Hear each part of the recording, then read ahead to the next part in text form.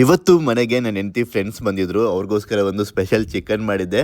ತುಂಬಾನೇ ಟೇಸ್ಟಿ ಆಗಿರುತ್ತೆ, ತುಂಬಾನೇ ಈಸಿ ಕೂಡ. ಮೊದಲು ಆಯಿಲ್ಗೆ ಮೆಣಸಿನಕಾಯಿ ಮತ್ತು ಈರುಳ್ಳಿನೇ ಹಾಕೊಂಡು ಚೆನ್ನಾಗಿ ಫ್ರೈ ಮಾಡಬೇಕು. ಇನ್ನೊಂದು ಕಡೆ ಮೆಣಸಿನ ಪುಡಿ ಮತ್ತು ಖಾರದ ಪುಡಿನ ಚೆನ್ನಾಗಿ ಹುರ್ಕೋಬೇಕು, ಬ್ಲ್ಯಾಕ್ ಕಲರ್ ಆಗೋ ತನಕ. ಶುಂಠಿ ಬೆಳ್ಳುಳ್ಳಿ ಪೇಸ್ಟು ಹಾಕೊಂಡು ಫ್ರೈ ಆದಮೇಲೆ ಹಸಿ ವಾಸನೆ ಹೋದ್ಮೇಲೆ ಚಿಕನ್ನು ಮತ್ತು ಟೊಮೊಟೊ ಹಾಕಿ, ಆನಂತರ ಅರಿಶಿನ ಮತ್ತು ರುಚಿಗೆ ತಕ್ಕಷ್ಟು ಉಪ್ಪು ಹಾಕಿ ನಾವು ಫ್ರೈ ಮಾಡ್ಕೊಂಡಿರ್ತೀವಲ್ಲ ಆ ಮಸಾಲೆನ ಹಾಕೋಬೇಕು. ನನಗೆ ಸ್ವಲ್ಪ ಮಸಾಲೆ ಸಾಲ್ಟೇಜ್ ಆಯಿತು, ಮತ್ತೆ ಸ್ವಲ್ಪ ಫ್ರೈ ಮಾಡ್ಕೊಂಡು ಮತ್ತೆ ಹಾಕ್ತೆ. ಸೊ ಅದಾದಮೇಲೆ ಈ ಕಡೆ ಗೀ ರೈಸ್ ಮಾಡೋದಕ್ಕೆ ಏನೇನು ಬೇಕು ಅಂದರೆ ನಾನು ಕ್ಯಾರೆಟ್ ಹಾಕಿ ಗೀ ರೈಸ್ ಮಾಡ್ತೀನಿ. ಲಾಸ್ಟಿಗೆ ಕೊತ್ತಂಬರಿ ಉದುರಿಸಿದ್ರೆ ಚಿಕನ್ ನೋಡಿ ಯಾವ ರೀತಿ ಬಂದಿರುತ್ತೆ ಅಂತ. ಸಖತ್ತಾಗಿರುತ್ತೆ ಟೇಸ್ಟ್ ಮಾತ್ರ.